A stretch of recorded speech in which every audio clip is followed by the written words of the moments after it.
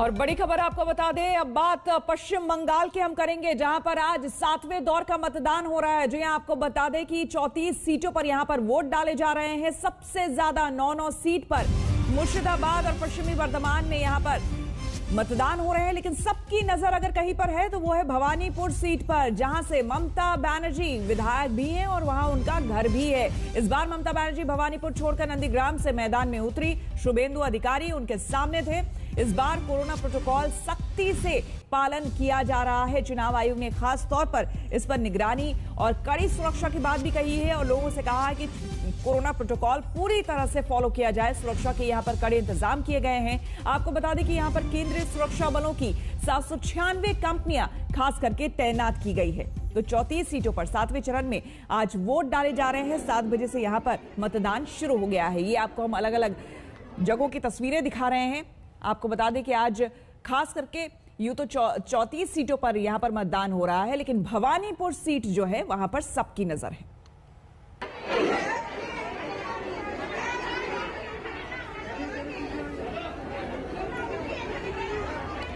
और सीधे चलते हैं, अपने संवाददाता अनुपम मिश्र हमारे साथ जुड़ रहे हैं कोलकाता से और पश्चिमी वर्धमान से हमारे साथ सूर्याग्नि रॉय है। सबसे पहले अनुपम, जानना चाहेंगे सुबह सुबह की तस्वीरें एक तो दिखाइए। 7वें दौर में पहुंच चुका है पश्चिम बंगाल में मतदान। इस वक्त क्या वहां पर तेजी, क्या लोग निकल रहे हैं? जी बिल्कुल श्वेता, इस वक्त हम भवानीपुर इलाके में ही हैं जहां ममता बनर्जी का घर है और जिस बूथ के सामने मैं हूं उस बूथ की तस्वीरें दिखा दूं। और ये मित्र इंस्टीट्यूशन है और यहीं पर ममता बनर्जी अपना वोट देती हैं, मतदान करती हैं। अभिषेक बनर्जी जो ममता के भतीजे हैं वो भी यहीं पर मतदान करते हैं, यानी बनर्जी परिवार का जो वोट है इसी बूथ में है। तो यहाँ की तस्वीरें आप देख सकती हैं, सुबह सुबह लंबी कतारें देखने को मिल रही हैं और कोविड प्रोटोकॉल के तहत जो सोशल डिस्टेंसिंग का पालन करने को कहा गया है वो भी लोग कोशिश कर रहे हैं। हालांकि वो मुश्किल होता है क्योंकि एक साथ भीड़ काफ़ी होती है, लेकिन यहाँ पर कोशिश हो रही है किसी तरह उस कोशिश को बरकरार रखा जाए। मास्क, सैनिटाइज़र ये सब तो इस्तेमाल हो ही रहा है। और आपको बता दूं कि इस बार इस सीट से शोभन देव बंदोपाध्याय जो बिजली मंत्री हैं उनको खड़ा किया गया है। उनके खिलाफ रुद्रनील घोष जो एक्टर हैं बीजेपी की ओर से, उनको खड़ा किया गया है। तो सबसे बड़ी बात है कि इस बार की जो 34 सीटें हैं, दरअसल 36 सीटों पर चुनाव होना था, लेकिन शमशेरगंज और जंगीपुर के 2 कैंडिडेट की मौत के बाद 34 सीटों पर चुनाव हो रहा है और उन 2 सीटों पर फिलहाल थोड़े दिनों बाद चुनाव होगा, 16 तारीख को चुनाव होगा। तो यहाँ की तस्वीरें मैं आपको दिखा रहा हूँ। यहीं पर ममता बनर्जी आएंगे आपके पास हम अनुपम, और सूर्याग्नि के पास चलते हैं। सूर्याग्नि, पश्चिमी वर्धमान 9 सीटों पर यहाँ पर मतदान होने वाले हैं और ऐसे में आज सुबह सुबह 7:13 हो गए हैं और अभी भवानीपुर में हमने देखा कि वहां पर अभी से जबरदस्त भीड़ है लोगों की। आप जहां पर मौजूद हैं वहां पर क्या लोग निकल रहे हैं, वोट करने आ रहे हैं? देखिए श्वेता, हम लोग अभी आसनसोल में हैं और मतदान शुरू हो चुका है। लेकिन हम अगर नज़ारा दिखाए पीछे हमारे इस वोटिंग केंद्र में, मैं चाहूँगा कि मेरे कैमरा पर्सन आपको दिखाइएगा कि सोशल डिस्टेंसिंग मेंटेन करने की कोशिश हो रही है। लेकिन अगर हम इस लाइन को हम कंपेयर करें पिछले 6 चरण के जितने भी लाइन हमने सुबह सुबह देखे थे, ये बहुत ही कम है। हालांकि एक और चीज हमने ये देखा हुआ है कि अर्बन एरियाज या फिर सेमी अर्बन एरियाज में सुबह सुबह ज्यादा वोटिंग होती है नहीं। वोटिंग ट्रेंड जो है वो 10 बजे के बाद शुरू होता है। रूरल एरियाज में सुबह सुबह बहुत ज्यादा वोटिंग होती है। देखना ये होगा कि क्या इस बार कोरोना के केसेस जैसे बढ़ रहे हैं, क्या लोग घर से निकलकर एटलीस्ट अर्बन एरियाज में आ रहे हैं और वोटिंग दे रहे हैं। जैसे अनुपम जी ने कहा और जैसे हम बता रहे हैं कि 34 सीटों पे आज मतदान होने वाला है। आसनसोल जो पश्चिमी वर्धमान में है वो बीजेपी ने 2019 में बाबुल सुप्रियो ने जीता था। अभी और इसलिए भी देखना होगा क्योंकि 14,000 से ज्यादा मामले शनिवार को ही यहाँ पर आ चुके हैं, तो कितना प्रोटोकॉल यहाँ फॉलो हो रहा है उस पर भी हम बात करेंगे। फिलहाल आप दोनों का बहुत बहुत शुक्रिया।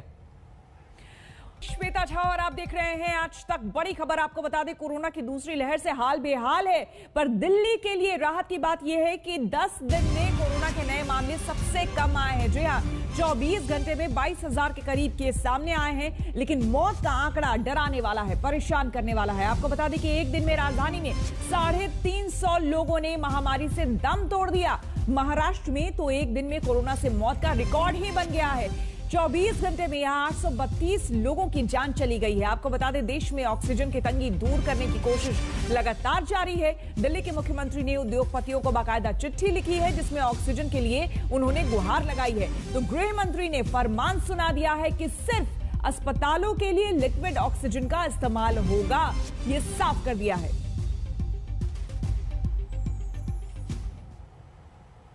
दिल्ली में हालात बिगड़े हुए हैं। कोरोना संक्रमितों के बढ़ते आंकड़े और बढ़ती बद इंतजामी ने मरीजों को मुश्किल में डाल दिया है। कहीं बेड नहीं है तो कहीं दवाइयां नहीं है, कहीं ऑक्सीजन नहीं है। इन सब परेशानियों के बीच अब दिल्ली के मुख्यमंत्री ने तय किया है कि दिल्ली में लॉकडाउन को बढ़ाया जाए। इसके मद्देनजर दिल्ली में 1 हफ्ते के लिए लॉकडाउन बढ़ा दिया गया।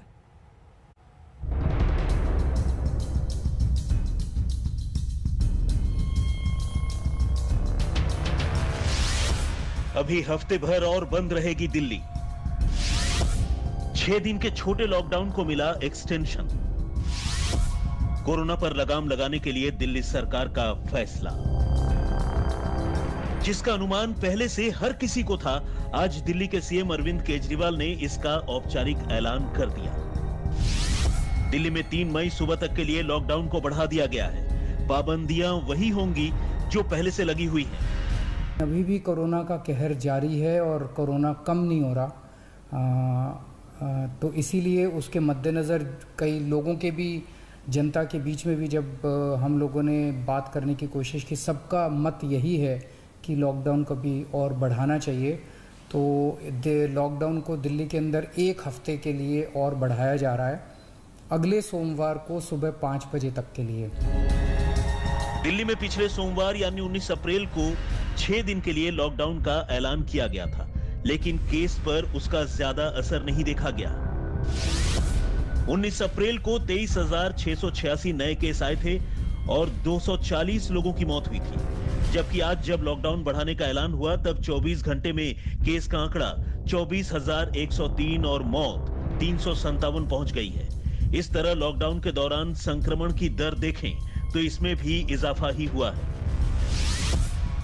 19 अप्रैल 26.12%, 20 अप्रैल 32.82%, 21 अप्रैल 31.28%, 22 अप्रैल 36.24%, 23 अप्रैल 32.43%, 24 अप्रैल 32.27%।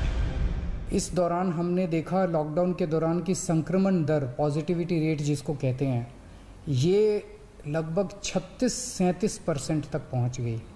आज तक इतनी संक्रमण दर हमने दिल्ली में तो नहीं देखी, बाकी दुनिया भर में हो सकता हुई हो कहीं पे, लेकिन 36-37% तक संक्रमण दर पहुंच गई। पिछले 1-2 दिन से थोड़ी सी कम हुई है, आज 30 के नीचे आई है, 29 पॉइंट कुछ आई है। मैं ये नहीं कह रहा कि कोरोना ख़त्म होने की दिशा में जा रहा है, लेकिन ये अभी तथ्य हैं, अभी और कुछ दिन देखना पड़ेगा। हो सकता है बढ़ जाए, हो सकता है कम हो, लेकिन हम भगवान से प्रार्थना करते हैं कि कोरोना से हम लोगों को मुक्ति मिले। दिल्ली में इस वक्त सबसे बड़ी समस्या अस्पतालों तक समय पर ऑक्सीजन पहुंचाने की है। सीएम के मुताबिक दिल्ली में ये समस्या कायम है। दिल्ली में ऑक्सीजन की काफ़ी कमी महसूस हो रही है। दिल्ली की इस वक्त ज़रूरत 700 टन की है और हमें केंद्र सरकार से 480 टन अलॉट हुई है, लेकिन ये पूरी अलॉटमेंट भी अभी दिल्ली में नहीं आ रही है। 700 टन की ज़रूरत है इतने कोरोना की महामारी में, उसके मुकाबले में 330-335 ही पहुंच रही है। हमने एक वो पोर्टल टाइप बनाया है और ऑर्डर जारी कर दिए गए हैं, जिसमें हर 2-2 घंटे में मैन्युफैक्चरर से लेके और अस्पताल तक, एंड यूज़र तक, हर एक को 2-2 घंटे के अंदर अपनी ऑक्सीजन की पोजीशन बतानी पड़ेगी। हालांकि दिल्ली के बीजेपी सांसद खुद केजरीवाल से इस मुद्दे पर सवाल कर रहे हैं। 1 साल आपको वक्त मिला था, पिछले साल कोविड से लेके इस साल कोविड तक आपने कुछ क्या नहीं किया। अब आपको लेटर लिखनी पड़ी और ये भी ब्रेकिंग न्यूज़ है कि आपने सारे स्टेट्स के सीएम्स को लेटर लिखी है और ये बोला है कि हमारे को ऑक्सीजन प्रोवाइड कीजिए। तो वो 7 ऑक्सीजन प्लांट जो आपने लगाने थे, 8 में से जो 1 ही लगा है, उसका क्या हुआ? ये बहुत नीची राजनीति है और ये राजनीति से सिर्फ लोगों को सफर हो रहा है। लोग ही सफर कर रहे हैं, लोग अपनी जिंदगी से लड़ रहे हैं। अब तक कोरोना के 3 लहरों को दिल्ली ने आसानी से झेल लिया था, लेकिन चौथी लहर में दिल्ली का बुरा हाल है। जरूरी है कि सब मिलकर इस लड़ाई को दिल्ली में जीत दिलाएं। पंकज जैन, दिल्ली आज तक। दिल्ली के हालात इन दिनों कैसे हैं, ये किसी को बताने की जरूरत नहीं है। अस्पतालों के बाहर चीख पुकार मची हुई है, दहशत का माहौल है, एक एक सांस के लिए मरीज जंग लड़ रहे हैं और अस्पतालों के डॉक्टर बेबस होकर ऑक्सीजन मांग रहे हैं। हालात बहुत खराब है। सब उम्मीद लगाए हुए हैं कि ऑक्सीजन मिल जाए ताकि बची रहे आस, बची रहे सांस।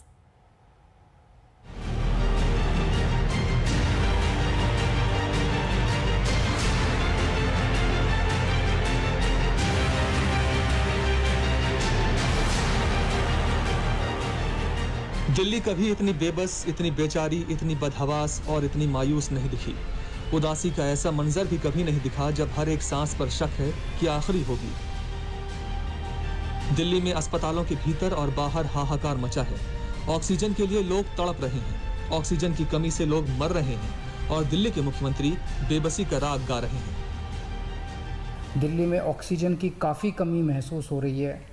दिल्ली की इस वक्त ज़रूरत 700 टन की है और हमें केंद्र सरकार से 480 टन अलॉट हुई है। कल 10 टन और अलॉट किया केंद्र सरकार ने, 490 टन अब दिल्ली को अलॉट हुई है। लेकिन ये पूरी अलॉटमेंट भी अभी दिल्ली में नहीं आ रही है, इसका भी काफ़ी कम। एक तरह से कल 330-335 तक ही दिल्ली पहुंची है। मरीज कह रहे हैं कि ऑक्सीजन नहीं मिल रही, तीमारदार कह रहे हैं कि ऑक्सीजन नहीं मिल रही, अस्पताल के डॉक्टर कह रहे हैं कि ऑक्सीजन नहीं मिल रही और अब तो मंत्री, मुख्यमंत्री भी कह रहे हैं कि ऑक्सीजन नहीं मिल रही। तो फिर ऐसे हालात में कैसे बचेगी आस, कैसे बचेंगी सांस, कैसे बचेंगे अपने, कैसे बचेंगे सपने? जहाँ से भी हम लोगों को ऑक्सीजन मिल सके, ऑक्सीजन के टैंकर मिल सके, पूरे देश से, दुनिया भर से हम पूरी कोशिश कर रहे हैं। कल देश के सभी मुख्यमंत्रियों को मैंने चिट्ठी लिखी है कि अगर आपके यहाँ, आपके राज्य में, गवर्नमेंट में या किसी कंपनी में कोई ऑक्सीजन की पॉसिबिलिटी हो तो हमें ऑक्सीजन मुहैया कराइए, ऑक्सीजन टैंकर मुहैया कराइए। कुछ एक राज्यों के साथ बातचीत भी शुरू हुई है। मुख्यमंत्री ने चिट्ठी लिखी है, शायद चिट्ठी से कुछ हो जाए। बीजेपी के सांसद गौतम गंभीर अरविंद केजरीवाल पर सवाल उठाते हुए पूछते हैं कि बताइए, 8 ऑक्सीजन प्लांट को मंजूरी मिली थी, अब तक एक भी क्यों नहीं लगाया गया? तो 1 साल आपको वक्त मिला था, पिछले साल कोविड से लेके इस साल कोविड तक आपने कुछ क्या नहीं किया। अब आपको लेटर लिखनी पड़ी और ये भी ब्रेकिंग न्यूज है कि आपने सारे स्टेट्स के सीएम्स को लेटर लिखी और ये बोला है कि हमारे को ऑक्सीजन प्रोवाइड कीजिए। तो वो 7 ऑक्सीजन प्लांट जो आपने लगाने थे, 8 में से जो एक ही लगा है, उसका क्या हुआ? ये बहुत नीची राजनीति है और ये राजनीति से सिर्फ लोगों को सफर हो रहा है। लोग ही सफर कर रहे हैं, लोग अपनी जिंदगी से लड़ रहे हैं। इधर प्रधानमंत्री नरेंद्र मोदी ने भी ट्वीट करके कहा है कि देश में पीएम केयर फंड से 551 पीएसए ऑक्सीजन जनरेशन प्लांट लगेंगे ताकि लोगों की जिंदगी बचाई जा सके। मगर सवाल यह है कि ऑक्सीजन प्लांट लगाने में इतनी देर क्यों की गई? अगर ये ऑक्सीजन प्लांट अब तक लग गए होते तो शायद इतना हाहाकार नहीं मचता। यही सवाल कांग्रेस उठा रही है कि 1 साल से पीएम क्या कर रहे थे। जिनके परिवार का सदस्य मोदी जी मर गया ऑक्सीजन की कमी के बगैर, उनके लिए ये राहत नहीं कि आप क्या लगाएंगे 10 साल के बाद या 5 साल के बाद।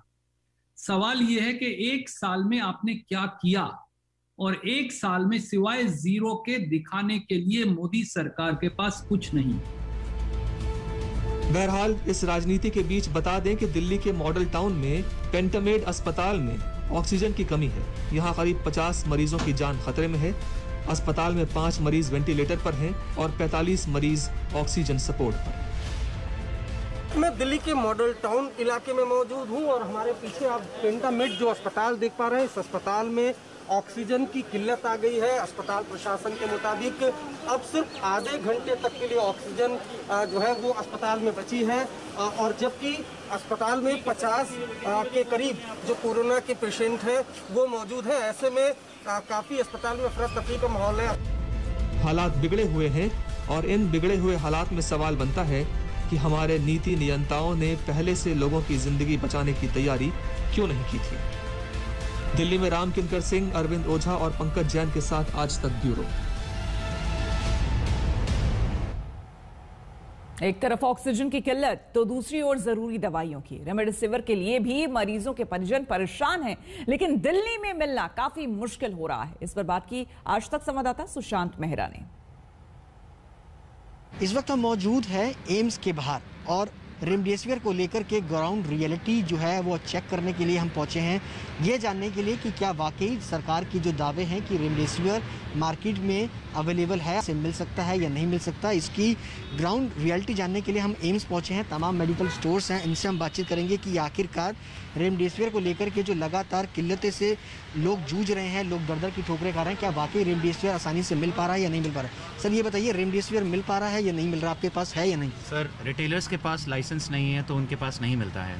अच्छा जी, कंपनी के और गवर्नमेंट के ऑथराइज सेंटर्स हैं जहाँ पे ये अवेलेबल होता है, और विच इज़ कुछ 2-3 फेमस हैं, सबने सुना भी होगा। आर्क फार्मास्यूटिकल्स है ग्रीन पार्क में, Medilink Lajpat Nagar and Impex India in Okhla. इनके पास लाइसेंसेस हैं, वैलिड पेपर्स के साथ जाना पड़ता है, विच इज़ आधार कार्ड लेने पेशेंट का और लेने का, कोविड पॉजिटिव रिपोर्ट, डॉक्टर का प्रिस्क्रिप्शन, ये प्रूफ कि पेशेंट एडमिट है और डॉक्टर ने लिखा है with stamp and sign. Original papers produce करने पे वो लोग डिस्पेंस कर देते हैं अगर स्टॉक अवेलेबल होता है तो। रेमडेसिविर के क्या स्थिति है, मिल पा रहा है या नहीं मिल पा रहा है? रेमडेसिविर नहीं है सर इधर अवेलेबल। अच्छा, कब से नहीं है? आया ही नहीं है सर कभी भी मार्केट में नहीं है। सरकार का तो कहना है कि स्टॉक काफ़ी हद तक पूरा हो चुका है, लोगों को किल्लत नहीं होगी। उनके कोई स्टोर बने हुए हैं वहीं पे अवेलेबल है, तो वहीं मिलते हैं खाली, जैसे आर्क फार्मा है ग्रीन पार्क में, वहाँ मिलता है। आपके पास रिक्वायरमेंट आ रही है? रिक्वायरमेंट तो आ रही है पर हमको, हमारे पास ऑथराइजेशन नहीं है ना देने के लिए। दिल्ली में कोरोना संकट के बीच नोएडा से लगी सीमा पर सख्ती बढ़ा दी गई है। आपको बता दें कि लगातार कोविड प्रोटोकॉल तोड़ने वालों की जांच हो रही है। इसकी जानकारी और दे रहे हैं हमारे संवाददाता आशुतोष। दिल्ली में कोरोना के बढ़ते केसेस को लेकर के लॉकडाउन एक्सटेंड हो गया है। इस वक्त हम लोग दिल्ली नोएडा बॉर्डर पर हैं और यहाँ बैरिकेड लगा करके तमाम वाहनों की चेकिंग की जा रही है। सिर्फ उन्हीं को अंदर जाने दिया जा रहा है जो एसेंशियल सर्विसेज की, जरूरी सेवाओं की कैटेगरी में आते हैं। जो जरूरी सेवाओं की कैटेगरी में नहीं है, जिनको किसी भी तरह का इमरजेंसी नहीं है, उनको यहाँ से वापस भी भेज दिया जा रहा है। इस तरह की स्थिति इस वजह से है क्योंकि दिल्ली में लगातार कोरोना के केसेस बढ़ रहे हैं और हॉस्पिटल में बेड्स कम हो रहे हैं, ऑक्सीजन की सप्लाई तमाम अस्पतालों में कम पड़ रही है और इस वजह से इस लॉकडाउन को बड़ी सख्ती से दिल्ली पुलिस पालन करवा रही है। ये ज़रूर देख करके, चेक करके गाड़ियों को भेज रही है जिनके पास पास है या जो एसेंशियल सर्विसेज में है उनको भी, कि उन्होंने मास्क लगाया हुआ है। मास्क नहीं लगाने पर जुर्माना भी किया जा रहा है। कैमरा पर्सन रविकांत तोतावार के साथ अभिषेक आनंद, दिल्ली आज तक। नमस्कार, मैं हूं अंजना ओम कश्यप। हमें उम्मीद है ये वीडियो आपको पसंद आया होगा। लेटेस्ट खबरों के लिए यूं ही देखते रहिए आज तक और इस वीडियो के पसंद आने पर लाइक, शेयर एंड सब्सक्राइब करना ना भूलें।